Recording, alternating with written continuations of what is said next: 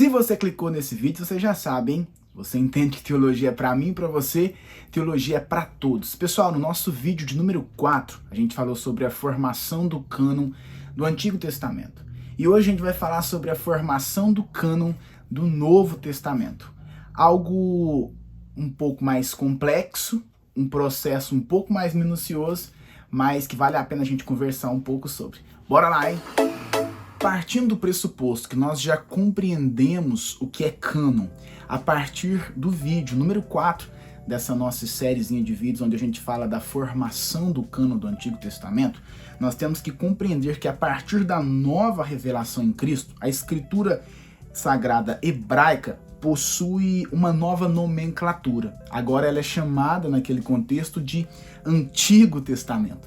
E esse é um grande problema. Taxar essa escritura, considerada inspirada por Deus, como um Antigo Testamento, já que um Novo Testamento surge também com a hipótese de ser uma escritura inspirada por Deus. E agora o problema está onde? O problema está em aceitar esses livros do Novo Testamento, naquele contexto, com o mesmo status, com o mesmo teor de inspiração dos livros do Antigo Testamento. Nós cremos na inspiração do Antigo Testamento e do Novo Testamento. Nenhum é mais ou menos inspirado do que o outro. Mas nós temos que entender que nesse processo de formação do Novo Testamento, pessoal, isso com certeza foi algo complexo e difícil de se compreender e de se aceitar. Para que a gente fale sobre alguns argumentos aqui de forma muito panorâmica sobre a formação do cânon do Novo Testamento, a gente vai recorrer primeiro a algumas evidências dentro da própria palavra de Deus, algumas evidências internas. Os primeiros textos onde houveram ali alguma aceitação nesse sentido, sendo ali tratados no nível dos livros do Antigo Testamento, foram as cartas paulinas. Essas cartas que temos à nossa disposição. Logicamente não se sabe se essa aceitação, e provavelmente não foram com todas as cartas paulinas já de início que nós temos à disposição no cânon do Novo Testamento, mas fica bem claro no texto da segunda epístola de Pedro, no capítulo 3, versículo 15 e 16, o fato dessas cartas de Paulo serem ali reproduzidas, serem lidas ali publicamente e terem ali uma circulação contínua no meio do povo e ser ali nivelada também com o mesmo teor de inspiração do Antigo Testamento. Olha o que diz o apóstolo Pedro no versículo 15 e 16 do capítulo 3 da sua segunda carta. E tende por salvação a longanimidade de nosso Senhor, como igualmente o nosso amado irmão Paulo nos escreveu, segundo a sabedoria que lhe foi dada, ao falar acerca destes assuntos, como de fato costuma fazer em todas as suas epístolas, nas quais há certas coisas difíceis de entender que os ignorantes instáveis deturpam, como também deturpam as demais escrituras, para a própria destruição deles. Nós podemos perceber que a circulação das cartas de Paulo era algo contínuo e comum dentro desse contexto. O que pode-se entender é que na datação da escrita da segunda carta do apóstolo Pedro, aquele que caminhou com Jesus e muito coerente para se traçar nesse sentido uma menção de alguém, Pedro ele faz menção das cartas de Paulo,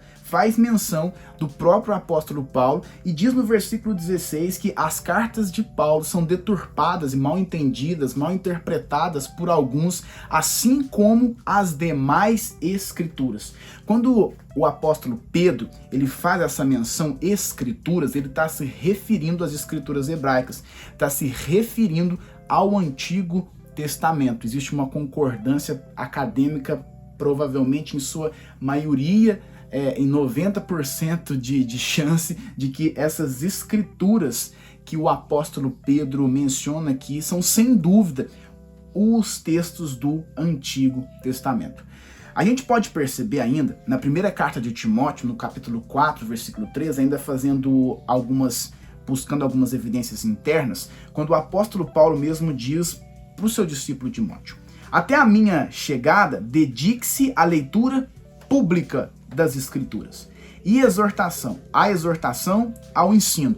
Aqui a gente pode perceber, ter base para entender como era o culto público naquele contexto. Então, naquele contexto, as comunidades literalmente faziam a leitura dos textos considerados ali inspirados. E provavelmente houve momentos onde se foi feito leitura de outros textos, mas como nós já entendemos, por meio da aceitação das comunidades, foram se descobrindo e se compreendendo quais textos ali eram inspirados por Deus. E esse é um dos fatores que contava muito para que um livro fosse considerado canônico. E nesse sentido a gente percebe como era o culto público, como isso acontecia.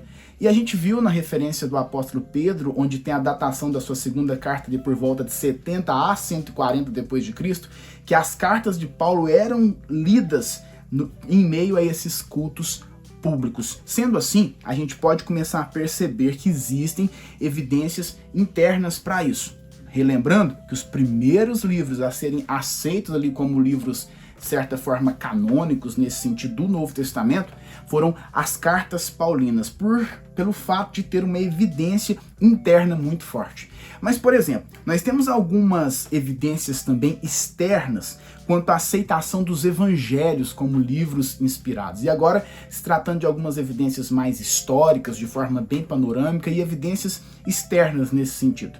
Flávio Justino Mártir, um teólogo do segundo século, ele traz confiáveis pistas a respeito do uso dos evangelhos de Marcos e de Lucas e dos seus sucessores, que foram ali sucessores de Pedro e Paulo, melhor dizendo. Marcos e Lucas não caminharam ali com Jesus, mas foram sucessores daqueles que foram apóstolos, que é o caso de Pedro e Paulo.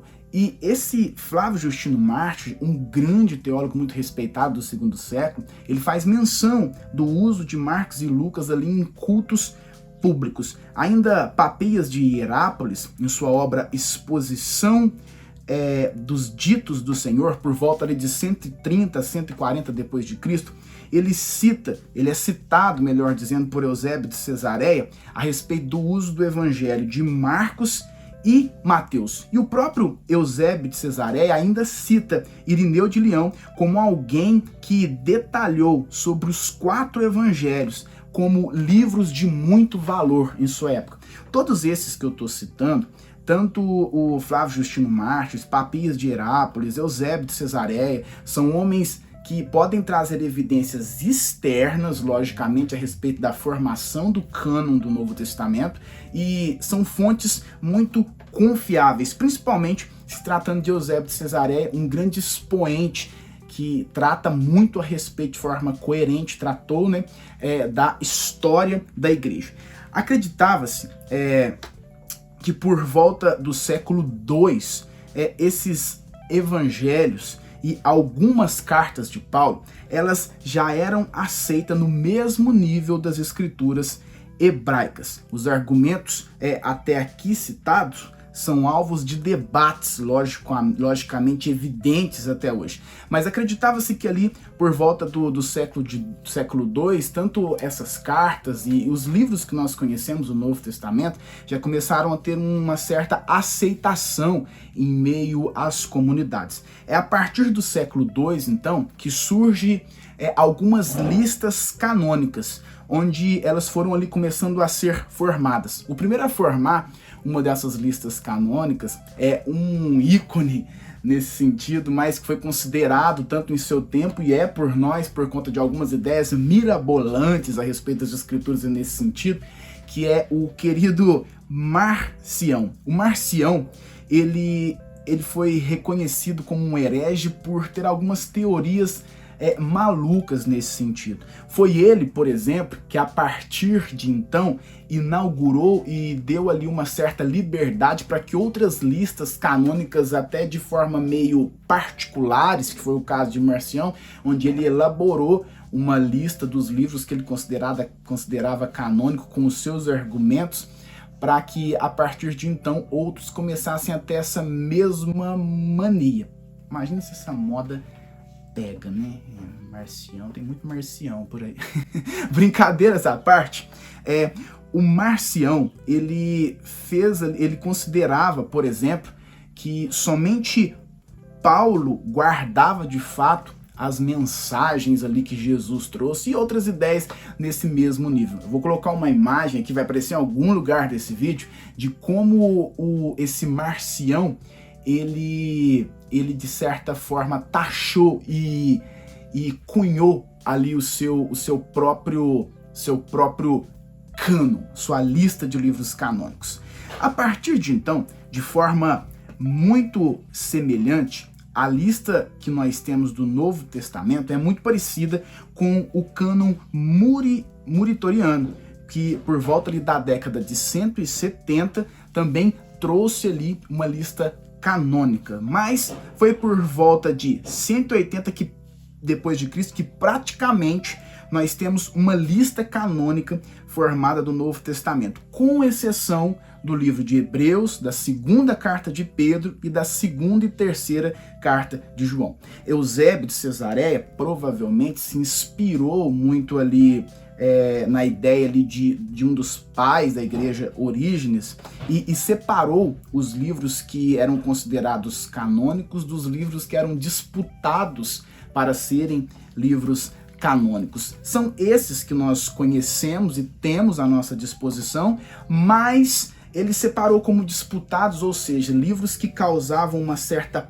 polêmica naquele contexto, livros onde não eram ali ainda cunhados como parte do cânon, o livro de Tiago, o livro de Judas, a segunda carta de Pedro e a segunda e a terceira carta de João. Mas foi só em 397, no segundo concílio ecumênico de Cartago, que foi estabelecido que somente esta lista que nós temos na nossa mão seriam os livros inspirados por Deus. Esses livros foram ratificados ainda em Cartago em 419 como a lista dos livros canônicos. Eu vou deixar uma imagem aqui daquilo que foi determinado nesse segundo concílio ecumênico de Cartago.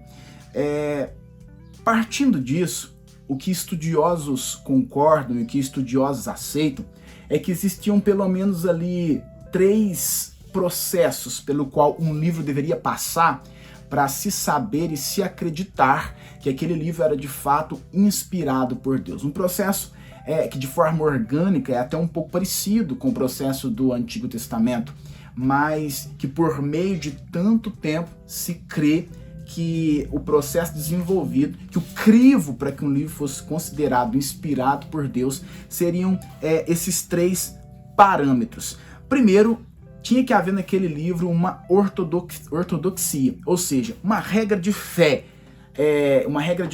e prática. Aquele livro, para ser considerado canônico, ele não poderia apresentar ali uma dissonância doutrinária, ele não poderia apresentar discordâncias doutrinárias, ele não poderia demonstrar ali contradições doutrinárias. Passando por esse crivo, o segundo era a respeito do autor. O livro do Novo Testamento, para ser considerado um livro canônico, para ser aceito no cânon do Novo Testamento, ele deveria ter uma demasiada apostolicidade. O que é essa apostolicidade? Esse livro, ele deveria ter sido escrito por um apóstolo ou por alguém que estava diretamente ligado a um apóstolo. Por exemplo, é o caso de Marcos, que estava estritamente ligado ao apóstolo Pedro.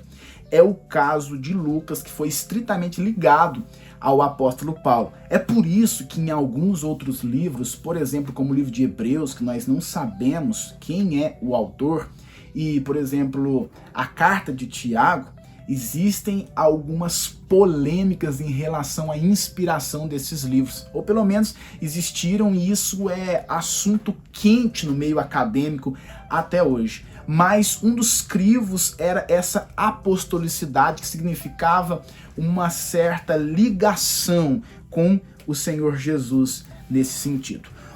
Outra coisa, e a última, passando-se nesses 2 crivos, era a catolicidade do livro. O que a gente pode dizer com catolicidade, melhor dizendo, do livro? Era a aceitação dentro do contexto, de forma contínua, de forma considerável e de forma útil, de forma relevante para a igreja, ou seja, para as comunidades da época e não em uma ou outra comunidade. Teria que haver uma certa popularidade de tais livros para que houvesse, de certa forma, essa catolicidade dos livros. Eu espero ter te ajudado a falar um pouquinho de algumas evidências internas e externas para a formação do cânon do Novo Testamento. Nós temos já 6 vídeos que fluem de forma didática, tentando explicar um pouquinho a respeito disso. É claro que muita coisa a gente deixa passar, é claro que é tudo feito de forma muito panorâmica e humilde, até de forma limitada por conta